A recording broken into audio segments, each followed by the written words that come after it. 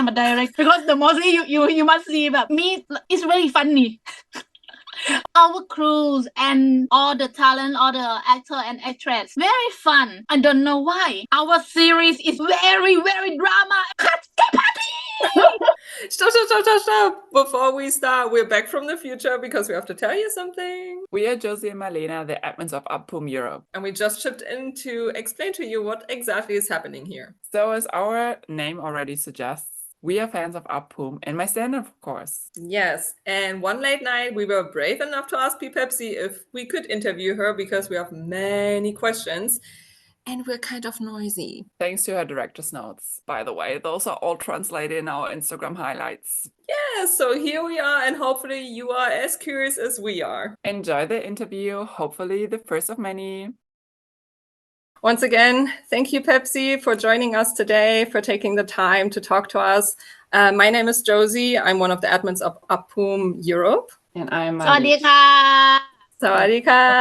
Well, Pepsi, would you mind to introduce yourself first? โอเคค่ะชื่อจริงชื่อบัญชรชื่อเล่นชื่อเป๊ปซี่นะคะเป็นผู้กำกับเรื่อง My Stand In ค่ะ Sawadika. สวัสดีค่ะ Well, Pepsi, first of all, before we start with our icebreaker session, we want to congratulate you on wrapping up My Stand-In so successfully. Yay! We really enjoyed all the episodes and are quite sad that now the series has ended, but we enjoyed every episode really, which is why we have lots of questions we want to ask you today. But before we start, let's start off with a small little icebreaker. Marlena and I, we prepared 2 sentences from 2 scenes from My Stand-In, and we will say each sentence, and we would like to ask you to tell us if you know which episode the sentence is from and who said the sentence. โอเค Yeah, no, I'm sweating. Okay. so you will speak in Thai right Yeah, I will speak in Thai. Let's see. Okay. I Okay. prepared this. Let's see if I say it correctly. Here it goes. ถ้าผียังคิดไม่ออกไปบ้านผีก็ได้นี่ EP 1หมิงพูดบนรถ Yeah, เก่งมาก That's correct. You Then can I speak Thai very well that's why I can answer that Oh yeah, thank you. no pressure for me now. No. Let's go. Okay, now Next. Next. mine is a bit longer. รู้ไหมว่าสำหรับแม่พี่เนี่ยถ้าคิดว่านายจะนอนทางที่นี้นายต้องนั่งกันกับพี่ก็นะหรือเปล่า EP 10ค่ะ ตอนหลังจากที่เขาได้กันตอนเช้า ใช่ค่ะ EP 10ค่ะ Yes. You too you can speak Thai very well so both of you can come to Thailand right now We're gonna book the planes right now. Those were like iconic or memorable lines from us, and we wanted to know if you had any specific scenes that you were looking forward to see the fans' reactions and why. อ่ะถ้าชอบจริงๆอ่ะก็จริงๆที่อยากรอดูปฏิกิริยาของแฟนมากที่สุดอ่ะก็คือฉาก NC ของ EP 10เนี่ยแหละมันเป็น NC ที่พี่ตั้งใจไว้มากแล้วก็ตอนที่เราเล่นกันอ่ะทั้งอัพและภูมิหรือว่าที่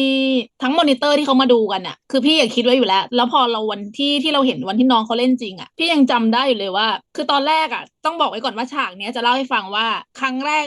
ภูมิเล่นผิดหมายถึงว่าผิดคือแบบว่าเขาเรียกว่าไงนะความเข้าใจมันน่ะสำหรับซีนเนี้ยไม่ถูกต้องซึ่งพอเขาเล่นไม่ถูกปุ๊บอะพี่เลยเข้าไปอธิบายกันกับน้องก็เลยไปคุยกับภูมิแล้วเล่าให้ภูมิฟังว่าภูมิตอนเนี้ยภูมิต้องรู้สึกยังไงแล้วจริงๆภูมิไม่ได้อยากมีอะไรกับเขาพยายามปฏิเสธแต่สุดท้ายแล้วอะก็ปฏิเสธตัวเองไม่ได้พอภูมิฟังปุ๊บแล้วภูมิเก็ตอะใช้คำว่าภูมิเก็ตเลยนะภูมิแบบโหพี่เป๊ปผมเข้าใจแล้วครับแล้วพอเข้าใจแล้วปุ๊บอะเล่นอีกทีหนึ่งปุ๊บอะก็คือทีเดียวผ่านเลยมันก็เลยเป็นซีนที่เห็นกันแล้วก็เลยเป็นเหตุผลที่พี่เลยจริงๆอ่ะเราชอบด้วยเราก็เลยแบบอยากเห็นคนดูว่าจะชอบเหมือนเราไหมกับอย่างที่พี่บอกแหละพี่ถ้าเห็นในซีนอ่ะนอกจากเรื่องของมูดความรักอ่ะพี่ดันมีเรื่องลูกเล่นของการตัดต่อด้วยที่ดันเข้าเฟสดำไปก่อนแล้วก็ค่อยกลับมาอีกรอบนึง Yeah, we were really surprised when we came back to the scene. I was like, what? We're not done yet? Yeah, we talked about this too. Yes. Yeah. นั่นแหละคือพี่รู้ได้ว่าตอนที่พอมันแพงกลับมาพี่ก็เฝ้ารอว่าคนดูอ่ะจะเป็นอาการเป็นยังไงพี่ก็แบบยอมรับตรงๆนะคือรู้อยู่แล้วแหละว่าแบบคนดูมันต้องมีกรี๊ดอ่ะแล้วพี่ก็จะยอมรับว่าแบบทุกครั้งที่พี่ดูมาหลายรอบแล้วแต่พี่ก็จะชอบอย่างเช่นมันพอไปดูด้วยกันอ่ะพี่ก็จะรอจังหวะนี้แหละเพื่อที่จะแบบเห็นทุกคนกรี๊ดแล้วพี่ก็มีความสุข Surprised for sure. They scream Yeah, yeah. alright everybody scream Very surprised in a good ไม่ way. เหรอต้องเองต้องบอกเขาว่าจริงๆอ่ะสำหรับคนไทยอ่ะมันจะมีเขาเรียกว่าพอมันเป็นฉาก NC อย่างเงี้ยทีไรอ่ะมันจะมีขนบใช่ที่บอกว่าจะแพนเข้าโคมไฟใช่ไหมแล้วตอนที่พี่ถ่ายอ่ะพี่ก็บอกตากล้องบอกทุกคนเหมือนกันโอเคแพนเข้าโคมไฟแล้วทุกคนก็บอกโอเคพี่เป๊ปกูบอกพี่บอกไม่ใช่แพนเสร็จแล้วเดี๋ยวแพนกลับมาแล้วทุกคนก็บอกฮะพี่บอกใช่แพนกลับไปนิ่งไว้แล้วเดี๋ยวจะแพนกลับมาแล้วสองคนค่อยเล่นต่อ แล้วแบบทุกคนก็ได้พี่อะไรเงี้ยแต่อย่างที่บอกแหละว่ามันเป็นขนบคนไทยที่มันตลกตรงที่ว่าแบบถ้าคนไทยจะรู้ว่าเราต้องแพนเข้าโคมไฟอะไรเงี้ยหลังจากที่แบบNC แล้วก็จะจบแต่ไม่พี่รู้อยู่แล้วว่ามันมีมุกนี้และพี่ก็ตั้งใจที่จะเล่นมุกนี้แหละว่าไม่จบ That's so smart. You fooled us, that's for sure. And we're not even from Thailand. จริงๆพี่ไม่ได้สมาร์ทพี่เป็นคนกวน I love We it. loved it. We enjoyed it very much. But yeah, talking about Thank you. scene and because we heard Up and Poom talking about intimacy coaches that were also part of the workshop process, we were wondering how involved you were in those workshops and what is like an important thing you were looking forward in those workshops. พี่เป็นคนอยู่ในทุก intimacy อยู่แล้วหมายถึงว่า intimacy scene น่ะพี่เป็นคนคุยกับ acting coach เองว่าอยากให้ทำสิ่งนี้ซึ่งในห้องที่เวิร์กช็อปเนี้ยก็จะมีกันแค่4 คนก็คือจะมีแค่อัพภูมิพี่แล้วก็ acting coach ก็ถ้าถามพี่ว่าในการทำ intimacy อ่ะพี่เป๊ปจะเป็นคนช่วยดูหมายความว่าจริงๆเราตอนที่เราทำ intimacy กันนะคะไม่ได้มาเพื่อตอนนั้นพี่ยังไม่เคยบอกนะว่าแต่ละฉากทำอะไรบ้างพี่ไม่บอกเลยแต่ว่าเราจะมาทำเวิร์กช็อปในแบบอื่นๆกันเรียนรู้จากการใกล้การหายใจที่มันเป็นหนึ่งเดียวกันอะไรอย่างเงี้ยมากกว่าแล้วก็จริงๆพี่ทำเพื่อเรียนรู้ว่าแต่ละคนมันมีเสน่ห์ตรงไหนจริงๆไม่ใช่ว่าไม่บอกก่อนละค่ะแต่ว่าหมายถึงว่า intimacy scene ที่มันทำเวิร์กช็อปมันทำก่อนล่วงหน้าซึ่งพี่เป๊ปจะเขาเรียกว่าไงเราจะไม่มาบอกว่าเราจะให้ในแต่ละซีนมันทำยังไงแต่สิ่งสำคัญคือต้องทำให้เขา2 คนไว้ใจกันและกันก่อนพอเขาไว้ใจกันคือความหมายของพี่คือวิธีการทำงานของพี่คือถ้าเขา2 คนแค่ไว้ใจกันปุ๊บเอาจริงๆคือถ้าพอไปหน้างานพี่จะให้ทำอะไรก็ตามไม่ว่าจะท่าไหนหรืออะไรก็ตามพอเขาไว้ใจกันเขาจะไม่มีคำถามเลยฉะนั้นมันต้อง ice breaking กันเรื่องของความไว้ใจกันให้ได้ก่อนฉะนั้นตัว intimacy หลักๆก็คือพี่จะเป็นการเวิร์กช็อปมันมีวิธีการเวิร์กช็อปอยู่นั่นแหละเพื่อทำให้เขา2 คนไว้ใจกัน I mean, it worked. It looked quite naturally to me. แล้วก็ในส่วนของ intimacy จริงๆส่วนสำคัญที่พี่ทำคือพี่จะดูว่าแต่ละคนคือระหว่างที่เขาทำเวิร์กช็อปให้เขาไว้ใจกันพี่เป๊ปก็จะสังเกตดู2 คนนี้ด้วยว่าอะไรคือเสน่ห์ของแต่ละคนคือตรงไหนแล้วก็แต่ละคนมีข้อจำกัดสำหรับการเล่นยังไงบ้างพี่เป๊ปก็คือจะเอามาเพื่อก็คือจะวิเคราะห์ค่ะคือวิธีการทำ intimacy ของพี่พี่จะเป็นคนจับจุดเขาเพื่อที่จะมาวิเคราะห์ไม่ตัดสินแล้วก็จะไม่แพร่งพรายสิ่งที่อยู่ภายในห้องนั้นด้วย So cool. Yes. เป็นพื้นที่ปลอดภัยให้กับนักแสดงด้วย Yeah, of course. I mean, you need kind of like a safe space to like let loose, I guess. Well, talking about NC scenes, I'm pretty sure that there have been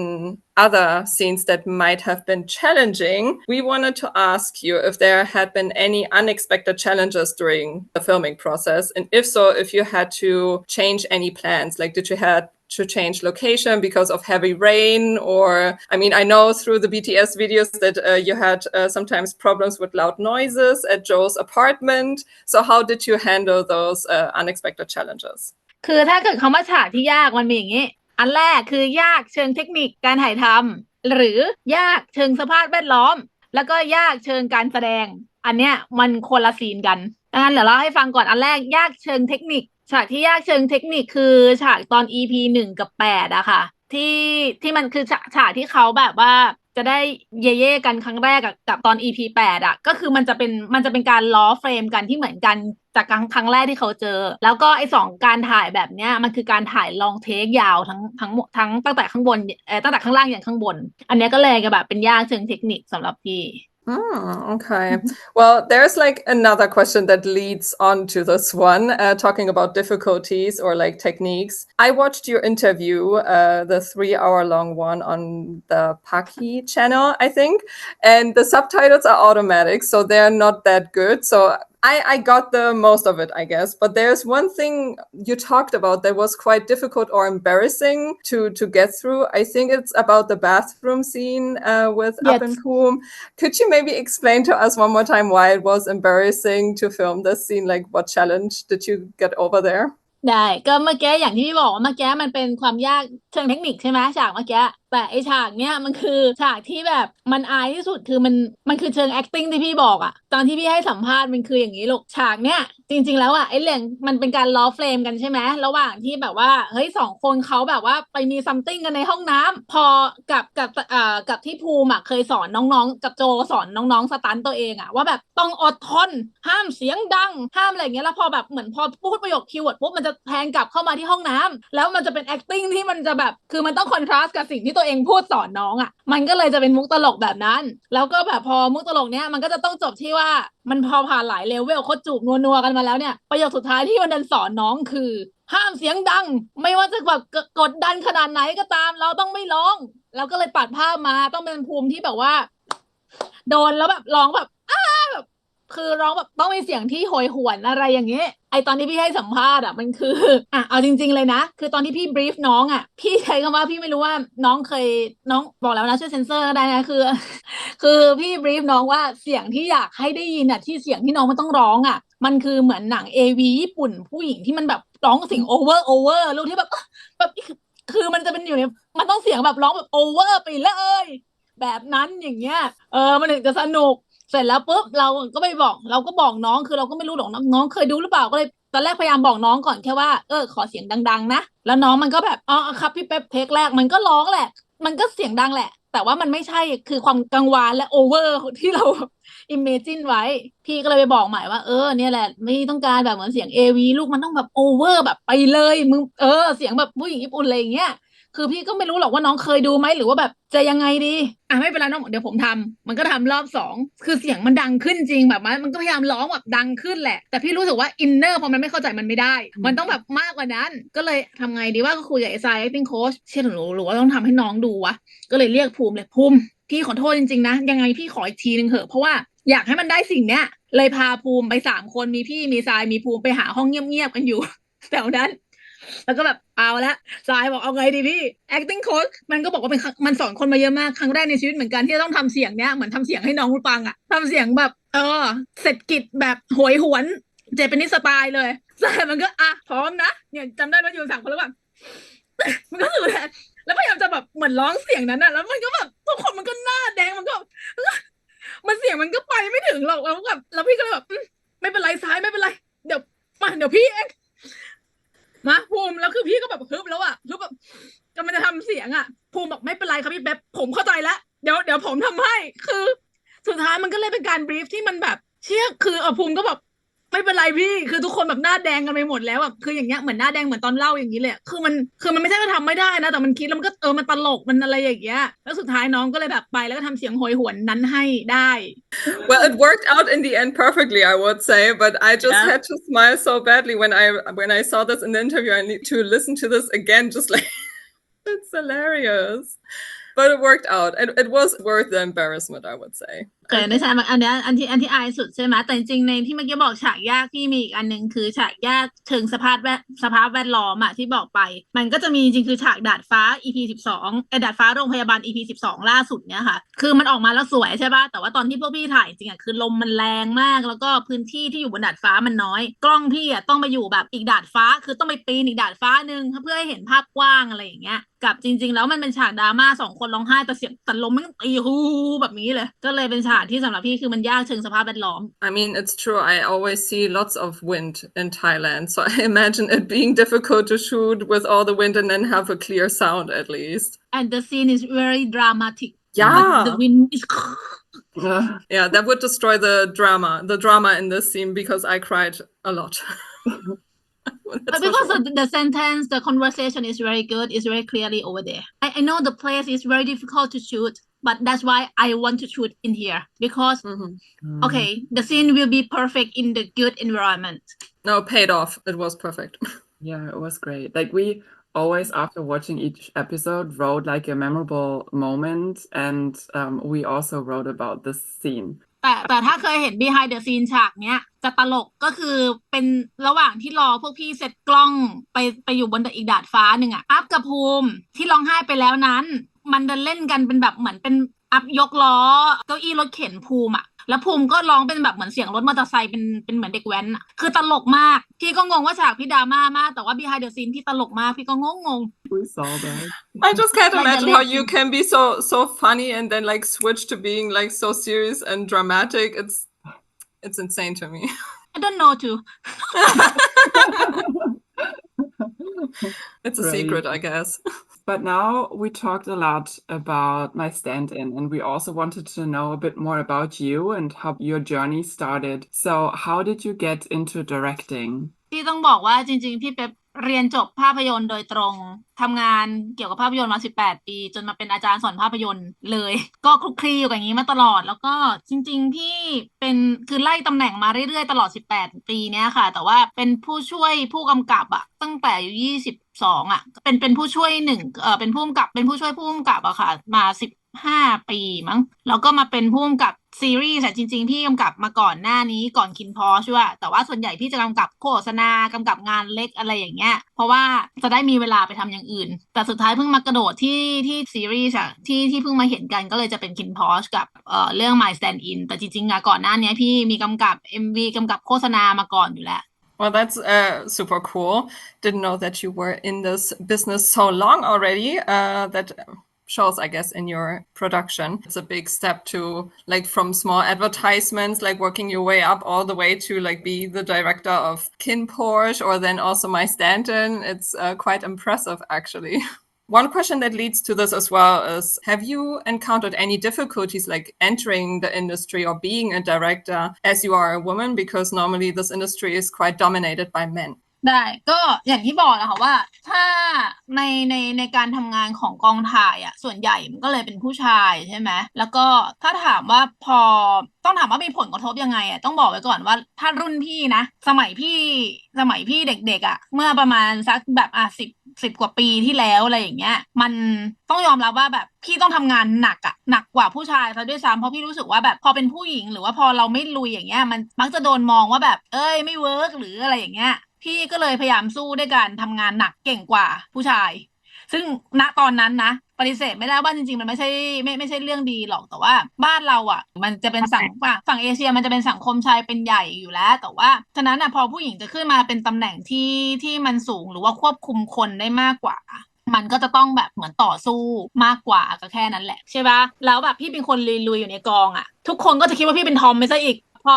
มันก็เลยโดนจัดเป็นทอมอีกแต่ว่าจริงๆพี่ก็ไม่ได้เป็นทอมแต่ถามว่าฉันจะต้องสตรองเพื่อสู้กับงานเสร็จแล้วปุ๊บพอพี่แบบทุกคนในกองก็จะชอบคิดว่าพี่เป็นทอมใช่ไหมอันนี้คือเหมือนกับ mindset เขาเสร็จแล้วพี่เองจริงๆอยู่ในชีวิตส่วนตัวพี่หรือกับเพื่อนพี่จำได้ว่าคือตอนนั้นเวลาถ้าพี่ไปเที่ยวกับเพื่อนไปทะเลพี่ก็ใส่บิกินี่เป็นผู้หญิงทั่วไปแล้วดันมีเหมือนเพื่อนพี่เขาแบบเหมือนดันลงรูปอดีตตอนที่เราไปเที่ยวกันใน Facebook พี่ในโซเชียลพี่ซึ่งณโซเชียลพี่ตอนนั้นก็มีคนที่ทำงานกองถ่ายมันก็เป็นเพื่อนกันอยู่ด้วยแล้วมันก็เห็นพี่จำได้เรามีวันนึงออกกองหนังอยู่ด้วยกันแล้วเขาก็แบบเอามาโชว์ทุกคนดูอีฟซี่มันใส่บิกินี่ด้วยเพราะเขาคิดว่าพี่เป็นทอมแล้วพี่ก็แบบเฮ้ยเกิดอะไรขึ้นวะมันคือยอมรับว่าตอนมันไม่ใช่เรื่องดีหรอกแต่พี่ก็รู้สึกแบบคือมันที่เอามาล้อ สุดท้ายมันส่งผลกับการทำงานว่าแบบเห็นไหมล่ะอีนี่คือพี่ณตอนนั้นนะคือกลายเป็นว่าแบบคือการสั่งงานพี่อ่ะจากที่จริงๆพี่ก็ไม่ได้อยากเป็นทอมพี่ก็ไม่ได้อยากเป็นดี้พี่ไม่ได้เป็นอะไรทั้งนั้นพี่เป็นแค่เป็นพี่แต่ว่าแบบพอตอนแรกคิดว่าพอเป็นทอมมันก็จะแบบเวลามันสั่งหรืออะไรเงี้ยมันก็จะกลัวพี่กว่าเดิมเก็ตไหมแต่พอแบบพอเห็นรูปพี่ใส่บิกินี่นอกจากจะแซวกันอ่ะมันทำให้มันเหมือนกับตำแหน่งงานที่เวลาสั่งงานอ่ะมันโดนล้อแล้วมันก็เหมือนความเชื่อถือมันจะน้อยลงเว้ยพี่ก็เลยต้องบอกเพื่อนพี่ว่าแบบเฮ้ยช่วยลบรูปบิกินี่อันนั้นได้ไหมทั้งที่พี่ก็แบบแต่พอตอนนี้พอมันผ่านมาแบบเกือบ20 ปีอะพี่ยังคิดในใจเลยว่าไอ้เชี่ยทำไมตอนนั้นกูต้องแบบจริงๆถ้าเลือกได้พี่จะย้อนกลับไปพี่จะบอกเพื่อนว่าไม่ต้องลบเก็ตป่ะแต่ว่าณโมเมนต์ตอนนั้นอะพี่ถึงบอกโอเคนี่ก็เป็นอุปสรรคที่พี่เจอแล้วพี่จำได้ว่าพออย่างนี้ปุ๊บใช่ป่ะเขาก็ถามพี่เว้ยว่าพี่เป๊ปชอบสุดท้ายแกชอบผู้ชายหรือชอบผู้หญิงเขาก็มาถามพี่ซึ่งตอนนั้นอย่างที่บอกแหละมันยังไม่มีความเท่าเทียมยังไม่ได้มีแบบยังไม่มีใครตื่นรู้เรื่องนี้สักเท่าไหร่จริงๆอะพี่ตอบได้หมดอยู่แล้วแต่พี่ก็เลยบอกเขาว่าจริงๆอะพี่ก็เนี่ยแหละจริงๆพี่มีแฟนเป็นผู้ชายแต่พี่ก็มองว่าจริงๆผู้หญิงสวยพี่ก็มองก็เป็นเรื่องปกติปะพี่ก็ตอบเขาไปอย่างนี้ปุ๊บแล้วรู้ไหมว่าสิ่งที่พี่โดนล้อคืออะไรเขาบอกว่าอุ๊ยไอ้แป๊บไม่เป็นหนอนเขาว่าหนอนคืออะไรรู้ป่ะลูกหนอนคือจริงๆหนอนมี2 เพศในตัวกลายเป็นไอ้หนอนเฉยอะไรอย่างเงี้ยแต่ก็ถามว่าก็พยายามจะไม่ใส่ใจนะตอนนั้นแต่ก็อย่างที่บอกแหละว่าเนี่ยก็ถือว่าถ้านับว่าเป็นหนึ่งในความยากลำบากระหว่างการเติบโตมาอาจจะมีเรื่องของผู้คน mindset อะไรอย่างเงี้ยแล้วก็อย่างที่บอกว่ามันก็พยายามมีคนจ้าพี่หลายคนว่าพี่เป็นอันนู้นหรือเปล่าพี่เป็นอันนี้หรือเปล่าแต่จริงๆพี่ไม่ได้ติดอะไรนะคือแต่ละคนมันมองได้อยู่แล้วหรือว่าถ้าจะรู้สึกยังไงพี่ก็ไม่ได้ว่าอะไรเพราะว่าเรื่องนี้มันพูดคุยกันได้แต่ถ้าถามพี่ก็พี่นี่แหละเป็นสเตรทแล้วพอยิ่งวันหนึ่งพี่เป๊ปมาทำซีรีส์วายแล้วซีรีส์วายที่พอพี่ทำส่วนใหญ่มันเป็นเรื่องของความสัมพันธ์แล้วซีรีส์ที่พอพี่ทำเป็นความสัมพันธ์ที่ยากแต่ทำออกมาแล้วคนมัน get along แล้วคนชอบเหมือน2 เรื่องที่ผ่านเนี่ยอย่างที่เห็นชัดๆที่รู้จักกัน2 เรื่องเนี้ยทุกคนก็จะแบบคือเขาชื่นชมพี่ด้วยกับทำให้เขาก็อาจจะคิดว่าพี่เป็น LGBTQ+ ไปด้วยแต่อย่างที่บอกว่าเฮ้ยพี่ไม่ได้ซีเรียสนะว่าจะมองพี่เป็นอะไรหรือว่าจะมองพี่เป็นสภาพไหนหรืออะไรอย่างเงี้ยแต่พี่ก็เลยงงว่าแบบจริงๆพี่เป็นหมายความหมายที่พี่จะบอกว่าถ้าให้พูดตรงๆนะตอนนี้คือพี่ก็เป็นสเตรทที่ทำซีรีส์วายได้ดีแปลว่าจริงๆเป็นอะไรก็ทำได้เหมือนกันถ้าสำหรับพี่นะคือแค่ว่าคุณมีความเข้าใจในงานที่คุณทำหรือเปล่าแค่นั้นเลย Wow. I mean, like those questions are so unrelated to your work. Really, it doesn't matter like or you don't like. But this mindset is very long time ago. Do you feel like it's different now? Did this also change like the view upon LGBTQ+ people? I'm happy we can live together and we can understand together. That's very true. Equal life is better. Yeah, of course, definitely. I absolutely agree. Okay, we all know, but I think a lot of people don't know about this too. I would assume so, yeah. Well, if we're talking about LGBTQ+ characters, I really want to ask you what your perspective maybe is on like future projects in this industry. Because I know you've been the director of Pin Porsche and also My Stand-In, and we also know a little bit about your future projects. What do you think where this industry will go with LGBTQ+ characters? คือตอนนี้ค่ะวงการซีรีส์วายมันโตเร็วมากๆเพราะมีคนเสพเยอะใช่ไหมแต่ว่าต้องใช้คำว่าถ้าถามพี่ในระหว่างที่มันเติบโตพี่ดีใจอยู่แล้วเนาะแต่ว่าในการเติบโตครั้งเนี้ยถ้าถามพี่อยากให้คนที่กระโดดเข้ามาทำกันเยอะๆตอนเนี้ยพี่อยากจะพัฒนาเรื่องของความเข้าใจเรื่องของความสัมพันธ์เรื่องของการทำกันบ้านเกี่ยวกับเรื่องของ LGBT+ เพิ่มหมายความว่าคือแต่ละคนต้องมีความเข้าใจในปัจเจกของแต่ละเพศแต่ละสไตล์ด้วยอะไรเงี้ยเพราะจริงๆแล้วพอมันมาเป็น BL มันชายรักชายใช่ไหมแต่ว่าถ้าเกิดคนทำmindset ยังคือแค่เป็นแบบเหมือนชายกับหญิงแต่แค่เปลี่ยนตัวละครเป็นชายกับชายแค่นี้ปุ๊บมันผิดแล้วสำหรับพี่เพราะจริงๆแล้วพอเป็นระหว่าง BL ชายกับชายปุ๊บเขาจะมีพี่รู้สึกได้ว่าถ้าศึกษากันจริงๆมันจะมีความรักหรือการแสดงออกท่าทีอย่างเงี้ยมันจะไม่เหมือนกันมันจะมีความอินเซนส์ของแต่ละทางไม่เหมือนกันนั่นแหละก็คือความหมายของพี่คือพี่ดีใจที่วงการวายโตขึ้นนะแฮปปี้มากๆด้วยแต่ก็แบบต้องใช้คำว่าก็อยากให้มันพัฒนาไปอย่างที่มีคุณภาพด้วยกันทั้งหมดเลยอย่างเงี้ยYeah, absolutely agree. I mean, you have to have some kind of knowledge maybe about this community to also portray it correctly. And if you don't have it, you should need to get the knowledge from somewhere or ask someone who's part of this community to make it as realistic as possible. I absolutely agree. And we are also very much looking forward to how the industry will evolve further in the future. But we are also very much looking forward to your new work, Sweet Tooth, Good Dentist. Yeah. And we wanted to know, we saw that you have your own production company, Hosanna Hallelujah now. And if you have any projects in the future that you would like to do. ถามพี่ตรงๆนะส่วนตัวพี่จริงๆพี่มีบทเป็นบทหนัง BL เนี่ยแหละคือพอพี่จบภาพยนตร์ใช่ปะพี่มีบทตัวหนึ่งที่พี่อยากทำมากๆอยู่แล้วแต่ว่ามันค่อนข้างยากมากๆทั้งเรื่องของการทำแล้วก็เรื่องของการขายอะไรเงี้ยซึ่งพี่ก็จะเก็บโปรเจกต์เนี้ยไว้เป็นแบบเหมือนเป็นโปรเจกต์แพชชั่นพี่อะแต่พี่คิดว่าแบบถ้าเกิดสมมติว่าเจอนายทุนที่เขาเข้าใจในสิ่งนี้แล้วแบบพร้อมที่จะลุยไปด้วยกันก็คงจะได้ทำอะ มันเป็นบทมันดีมากจริงๆแต่ว่าอย่างที่บอกมันยากทั้งการทำแล้วก็ยากในการขายซึ่งพี่ก็เลยไม่แน่ใจว่าจะมีนายทุนพร้อมที่จะลงทุนกับพี่หรือเปล่า Ooh. Exciting. We're just gonna keep our eyes peeled at your company from now on. พี่ก็หวังไว้เหมือนกันรอก่อน Okay, well, we're already at the end of our interview, actually. Time flew by really fast. Thank you so much for taking the time to talk to us. Before we let you go, though, we have a small little sentence we would like to teach you. Marlena and I, we're both from Germany. We're trying to represent Apum's and my stand-ins fans from all entire Europe. So we thought about a sentence where you introduce yourself to your German audience. The sentence in English is, hello, I'm Pepsi. I'm the director from my stand-in. Marlena will teach you how to say it in German. Don't worry though, in German we don't have tones, so you just can say it in a flat or mid-tone. It's not difficult, right? No, it's not difficult. Oh, it's pretty similar to English, actually. Hello, ich bin Pepsi. Die Registering. Yeah, very good. Yeah. Registering von my stand-in. Yeah, very good. Yes. Okay, the first sentence. Hello, ich bin Pepsi. Yes. Okay. Very good. Hello, ich bin Pepsi. Registering von my stand-in. Yes. King Ma. Very good. Now you have already your first sentence in German ready. That's great. One sentence or one of this. It's an important sentence. Or you need to know more German. You know two people who can help you with German. Maybe when I go there, I will tell you. Okay, please help me. Yes. Perfect. Well, thank you so much, Pepsi. But the first time you want to ask me about this one, right? Yes, I know. We were wondering, like in the BTS, you were wearing elf ears. The elf ears, because and like the mini sprout. This one is a clip. So cute. I want it. So it's good. I'm just use every day because for my hair. So cute though. I love it. It's very And cute. about the elf ear, because of that day is the Halloween day. Yes, it's on Halloween day, and they give me Big Pep. Today is a Halloween. I'm okay. So, but I'm working, man. Everybody, I'm working, but that's okay. That's why I have the elf ear, because my crew send this one for me. It makes way more sense now. I love it. So because and then after that, I don't know. It's on the behind the scene. So when I saw it, I like,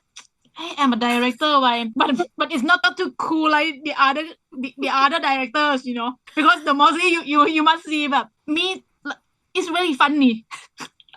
All the time. We loved it. It's very charming. I feel like I see that. I'm wearing it's not myself. Cool, like, because the mostly director is like be cool, be perfect, but it's not I. No, you are cool and perfect with elf ears. That's also something. But just kidding. But because I'm happy on the production, our crews and all the talent, all the actor and actress, very fun. I don't know why. Our series is very, very drama. Everybody said. You have to compensate somehow, I think, when you're like working this like intensely on something that is so dramatic for you. You have to be quite funny, I guess, to compensate. We shooting on the last December, right? And the last day before New Year, we talk together like, okay, when we finish the job,